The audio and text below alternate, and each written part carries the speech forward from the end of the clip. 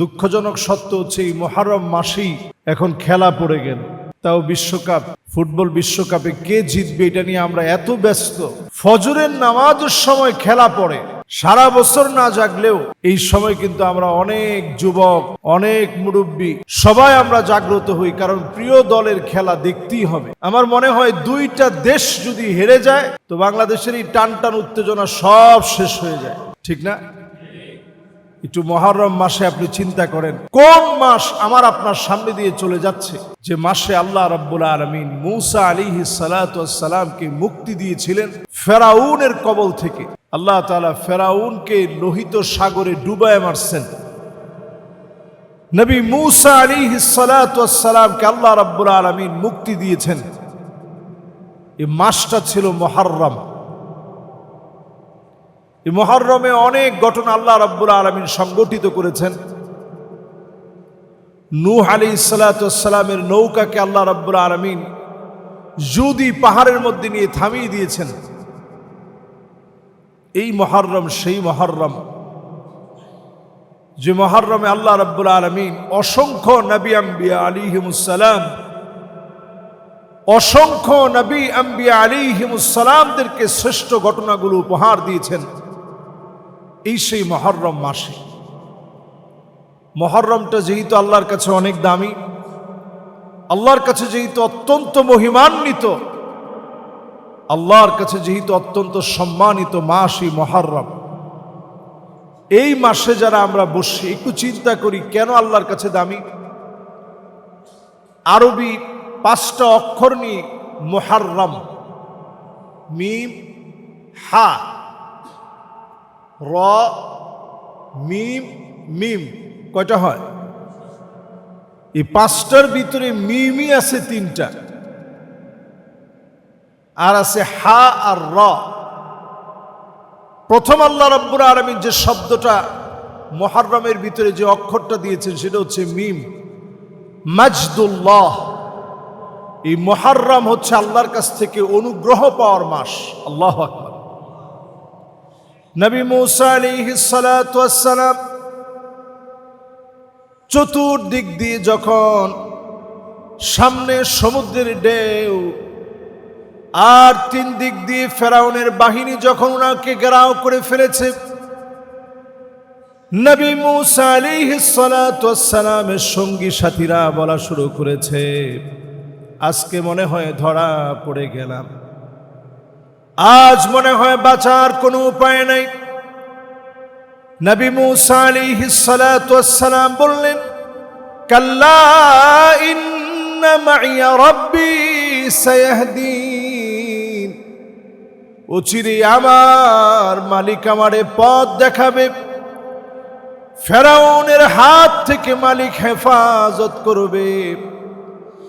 আজকে সমুদ্রের ঢেউয়ের সামনে মালিক আমারে ভুলে যাবে না। সমুদ্রের ঢেউগুলার সামনে বিপদ মুসিবতের সময়ে সবাই ভুলে যেতে পারে, আমার আল্লাহ ঠিকই আমাকে মনে রাখবে। নবী মূসা আলাইহিস সালাতু ওয়াস সালাম কথাটা যখন বললেন, এত হৃদয় দিয়ে বললেন, মালিকের কাছে মায়া লেগে গেছে। নবী মূসা আলাইহিস সালাতু ওয়াস সালাম হাতের লাঠি দিয়ে সমুদ্রের পানির মধ্যে যখন আঘাত করলেন, রাস্তা হয়ে গেল, রাস্তা দিয়ে তিনি পার হয়ে গেলেন। ফেরাউন যখন পার হতে নিবে, সদল বলে আল্লাহ পাক পাকড়াও করে ফেললেন। শেষ মুহূর্তে সে ফেরাউন কালেমা পড়তে চেয়েছে, আল্লাহ পাক বললেন, আল আন ওয়াকাদ আসাইতা ক্বাবলু ওয়া কুনতা মিনাল মুফসিদিন, এতক্ষণে কি তোর সময় হলো যখন তোর সব শেষ হয়ে গেছে? 2টা সময় আল্লাহ তাআলা তাওবা কবুল করেন না। একটা হচ্ছে সূর্য যখন তার শিডিউল চেঞ্জ করে ফেলবে। সূর্য এখন উঠে কোন দিক থেকে আর অস্তমিত হয় কোন দিকে? সূর্য যেদিন পশ্চিম দিকে উঠে যাবে, সব মানুষগুলো আল্লাহর কাছে তওবা করবে, আল্লাহ মাফ করে দেন, আল্লাহ আমাদের অনেক ভুল হয়েছে, অনেক অন্যায় হয়েছে, মাফ করে দেন। ওই দিন আল্লাহ রাব্বুল আলামিন কারো তওবা সেদিন কবুল করবে না।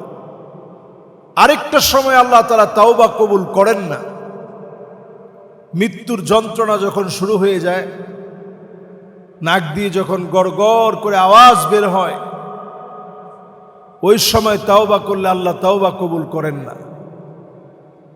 ফেরাউনও তওবা করছে, আল্লাহ আমি নবী মূসা যেভাবে ঈমান আনছে আমি ওইভাবে ঈমান আনি, আল্লাহ আমারে মাফ করো।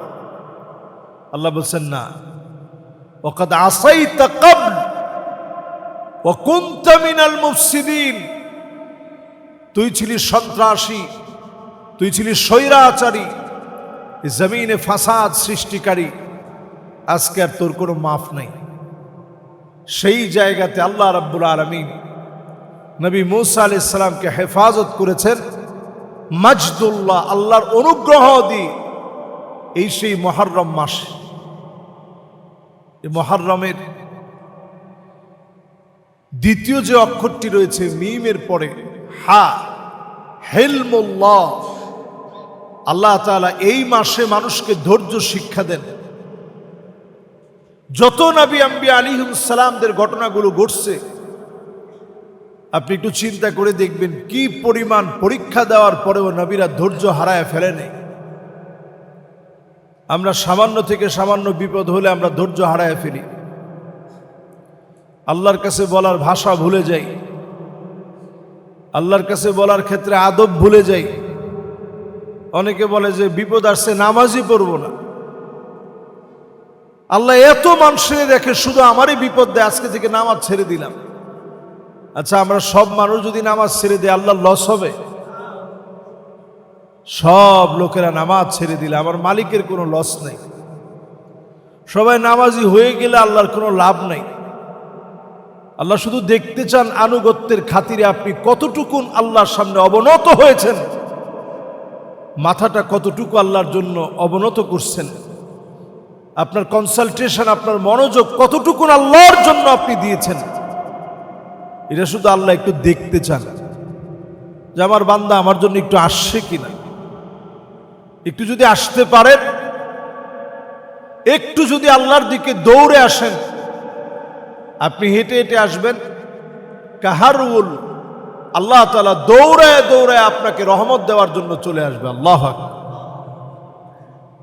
আপনি হাঁটবেন আপনার পা দিয়ে, আর আল্লাহর কুদরতি রহমত আল্লাহ তাআলা চতুর্দিকে পরিবেষ্টিত করে দিবে। শুধু আল্লাহর দিকে আইসা দেখেন, একটা সেজদা মন থেকে দিয়ে দেখেন।